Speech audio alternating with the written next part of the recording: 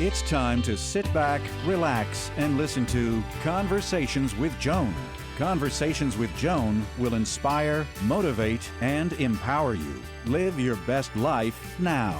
Listen, learn, think, and decide. And now, here's your host, Joan Herman. Welcome to Change Your Attitude, Change Your Life's Conversations with Joan. I'm Joan Herman. Thanks for tuning in. Conversations with Joan focuses on topics that are important to your life, from health and wellness to professional development to personal well-being. Change makers join me to share their insights, tips, and strategies so you can thrive and live your best life now. Thank you for taking time for yourself, and thank you for letting us be a part of your life. Now, let's start talking. There's a rise in hate speech online. Bullying is a growing problem. We have divided governments, and sometimes it may feel like we're surrounded by hate. Joining us today to talk about how we can stop the proliferation of hate is Matthew Williams, founder and director of Hate Lab and a professor of criminology. Matthew is regarded as one of the world's foremost experts in hate crime and hate speech. He advises and has conducted research for TikTok, Twitter, Instagram, Google, the Ministry of Justice, and the U.S. Department of Justice. Matthew's research has appeared in numerous documentaries, radio and television programs, and on Amazon and Netflix. He's the author of the book, The Science of Hate, How Prejudice Becomes Hate, and What We Can Do to Stop It. Welcome, Matthew. Thank you so much for joining us. Thank you for having me. So, Matthew, it feels like we are constantly being bombarded with hate. Do you think we're seeing an increase in hate speech and bullying, or are we just more sensitized to it? Well, the argument I make in the book is that due to various factors like social media and the extent to which social media is unregulated, that we are seeing more hate now and polarization than ever before. But one of the key problems, of course, when you study this subject scientifically like I do, is the fact that it's kind of hard to measure these kinds of things. So it's really hard to measure online hate speech because the tech giants don't really give you that much information on how much there is and how much they've removed. And it's really hard to actually measure hate crime on the streets as well. So, for example, it might surprise you to hear that in the US in 2021, there were around about 7,000 hate crimes recorded by police agencies, but about 150,000 hate crimes recorded by the UK government. And that's a ridiculously huge difference. But it doesn't really mean that there's more hate crime in the UK or that the UK is more intolerant than the US. It just means that we're measuring it very differently from you folks. And that's a major problem for us in the study of hatred in a scientific way, is actually how you measure it. But the main issue that I take up in the book is the fact that new communications technologies have accelerated hate to new heights. Well, and I can understand that because we're giving a forum for people to express their feelings. But do you think that there's something happening within us as human beings? I mean, when I grew up, I was always taught, if you don't have something nice to say, don't say anything at all. So why do you think we as humans feel that we have this permission, I guess, to just say these hateful things? Yeah, it's interesting, isn't it? And I do ascribe this more and more so down to social media, really, and the birth of the internet in the mid-90s. I started studying the internet back in the 90s, and one of the very first things I encountered was harassment and hate speech back then, and that sparked my interest in trying to understand why people were doing this online more and more.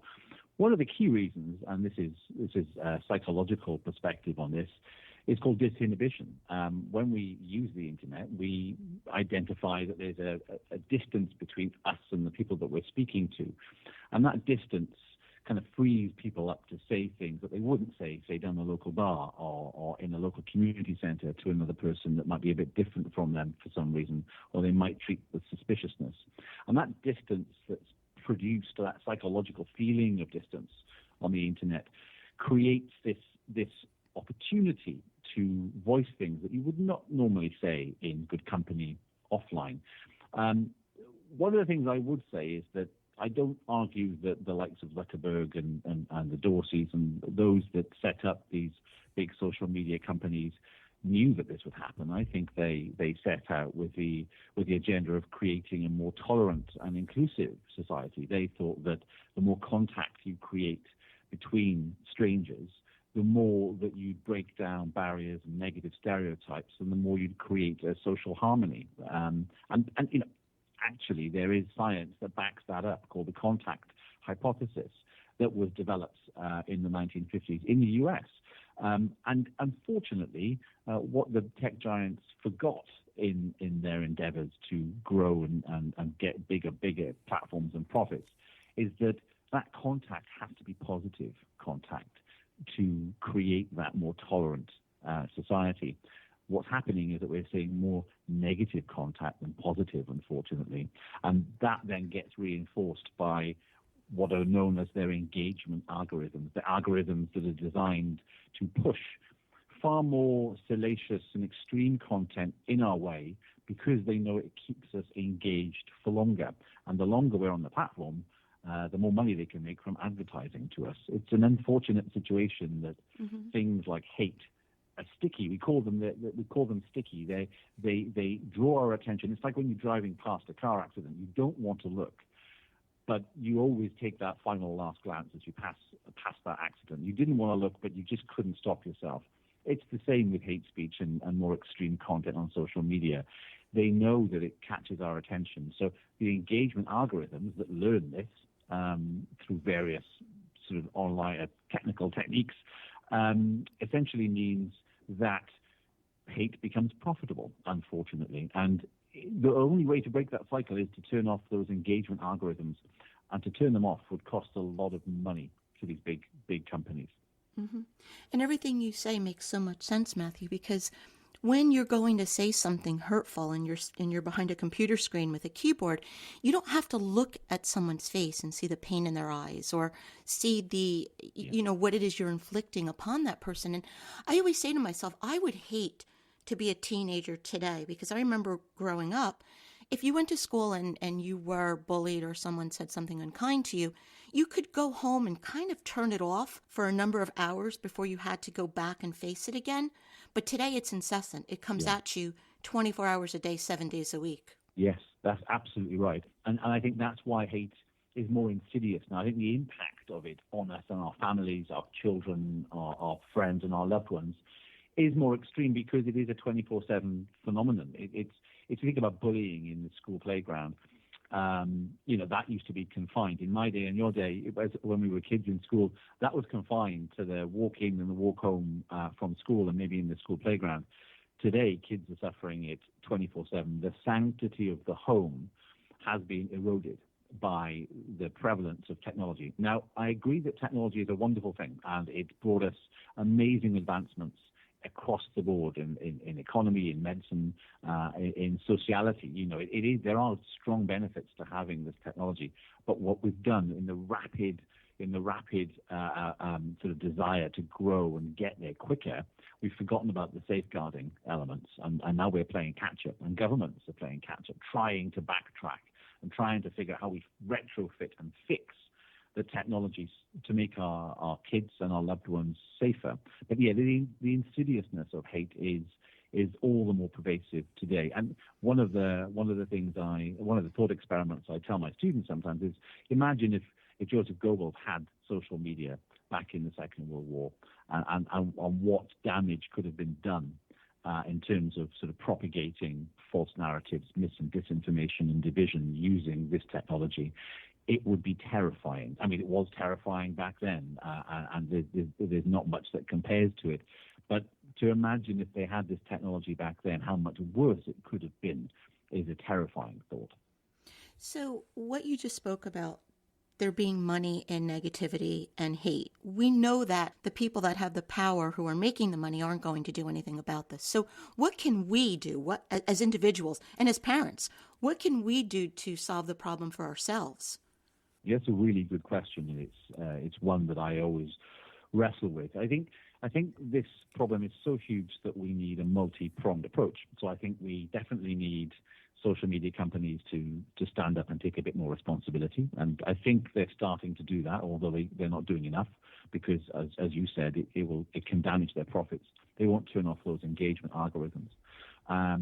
Policing has to take this more seriously. I think, sheriff's departments up and down the country in the US and up and down the country in the UK and across the world Police have to take online hate speech a bit more seriously than they're currently doing. Governments have to put in place legislation to make sure the police have the powers then to regulate this stuff. But ultimately, I think where we'll see the most change is in users. That me, you, our kids, everyone else that uses social media, if we stand up and we start regulating that space ourselves, if we become upstanders against hate instead of bystanders, then I think we'll start to see rapid change. And we have to do this in a safe way. I'm not suggesting that listeners go in and wade into an argument and create even more hate speech by going in without any careful thought and consideration. I think this can be done safely, and the book actually details how you can engage in what we call counter speech in a safe way online. But if we do it en masse, if we do it as a crowd, if we, the tens of thousands of millions of social media users on the bigger platforms, then we'll likely see a rapid change. And some experimentation we've done in my lab actually proves that that's the case. So when a person who's spreading hate speech is basically approached by a witness or an onlooker that sees it and is challenged in some way, then they actually start to change their behavior. Not everyone does, there are some people who are too hardened to this, they're too far gone that won't change their behaviors. But a good sizable proportion will. The evidence suggests about 30% of people who were targeted with hate speech will change their behaviors, and for a good while. So having individuals like ourselves on the ground, we become the first responders effectively to hate speech when we see it. We can do this really quickly, much more quickly than, say, policing can or governments can or even platforms can. And if we get in there at the right time and take responsibility for the environment that we've created, because it is, at the end of the day, social media is made up of us. Without us, it's nothing. Then we can start to see some real change. So what I really do in the book at the end is give out this call to action. It's a manifesto for change, really. It's arguing that we need to take responsibility for this as well as governments, police, and the big platforms. I think also, Matthew, it would require us to take a hard look at ourselves as human beings. What type of person do we want to be? And really police our own behavior. Ask ourselves, is this something I should say? Will this hurt another person?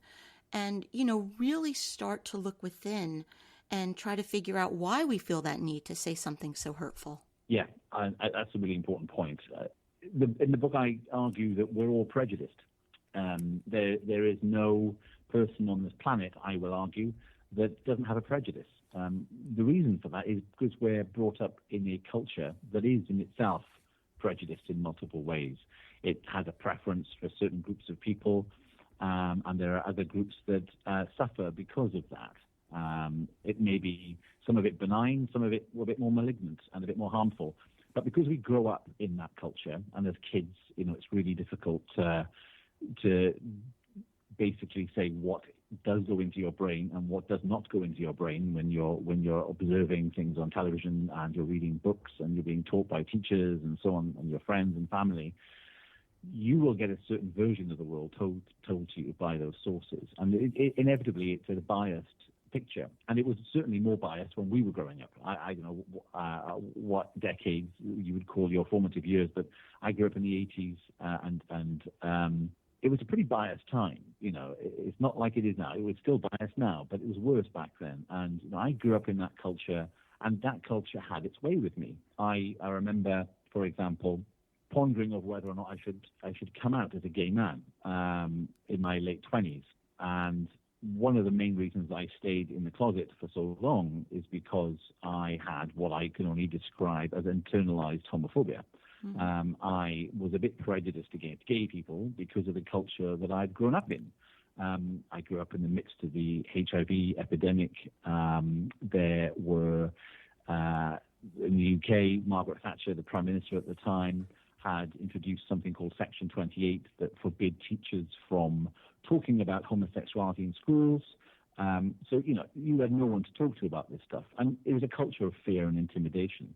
And, of course, that had its way with me. And I was terrified about coming out as a homosexual because I just thought that my family would disown me and that my life would be ruined.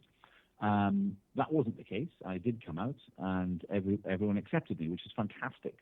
But for a long time, I knew I had this kind of form of internalized homophobia, and that's an interesting observation.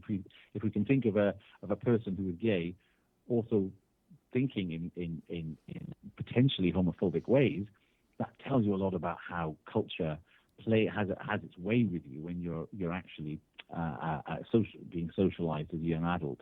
So you're right. We all have to take a long, hard look at ourselves to identify what kinds of prejudices that we actually have, and then start to challenge those. You talk about everyone having some form of prejudice, and I do think that there's a lot of self-reflection that's required. But if someone is a victim of a hate crime, what is your best advice for that person? What can he or she do to try to find help or to even just mitigate the personal damage that's done? Yes, I mean, the personal damage can be very significant. As a victim myself, I went through the psychological trauma of being a victim of a hate crime. It changed my professional life and my personal life. That was a key motivation for writing the book, and a key motivation for studying criminology and criminal justice, just to figure out why I was targeted about 20 years ago. And each person's decision in terms of whether or not they report it and how they deal with that victimization is very personal. I would argue that no matter what you think about the police in your local area, you should report it if you feel safe to do so. I know different areas have different problems and relationships between groups in certain communities in the States, and policing is fraught with contention. That's totally understandable.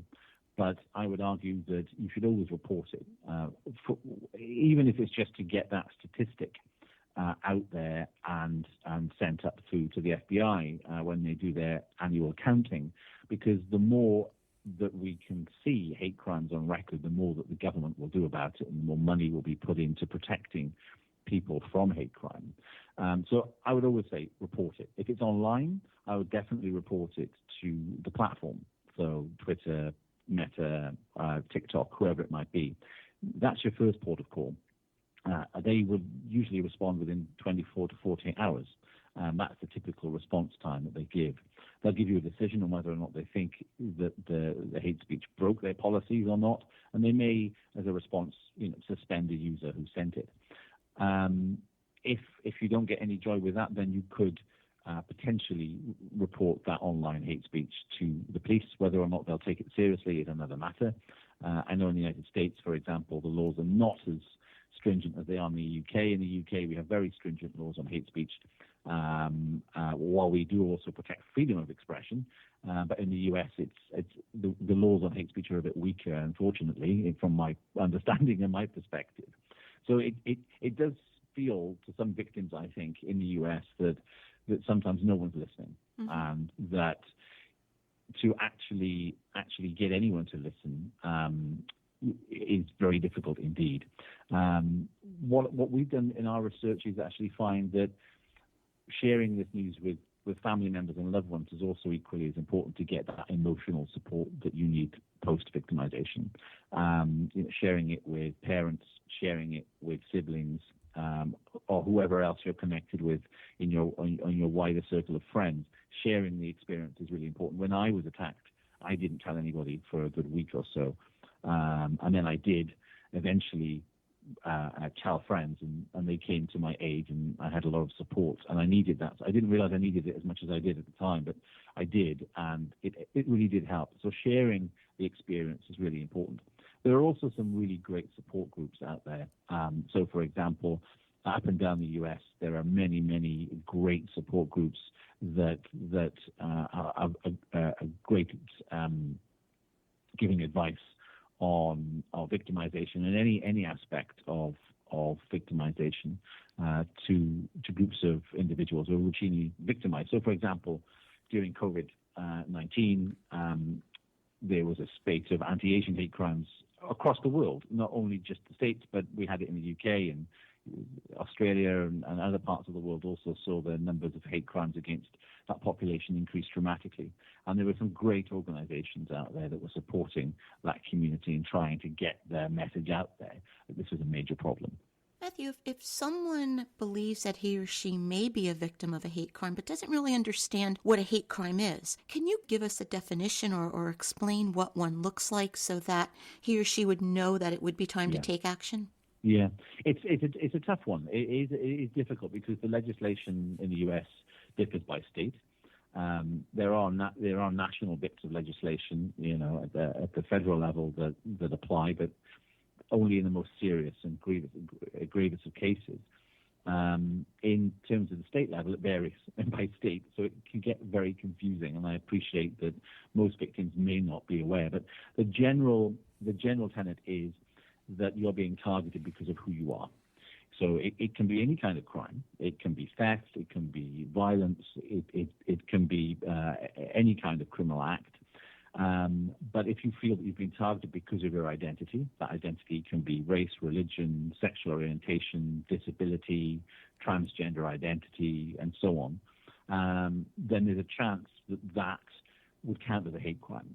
If the police can prove that perpetrator genuinely targeted you or the group of people that you're with because of your difference or a characteristic of your identity, then that would count as a hate crime in most states in the U.S. There are a couple of states where the legislation still isn't great, but for most states now, the legislation would mean that what happens in those situations where an identity is the main motivator for an attack would be classed as a hate crime.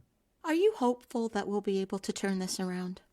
I have to be. I don't think I'd be able to do this job if I thought that there wasn't hope, light at the end of the tunnel. There wasn't hope somewhere in the narrative.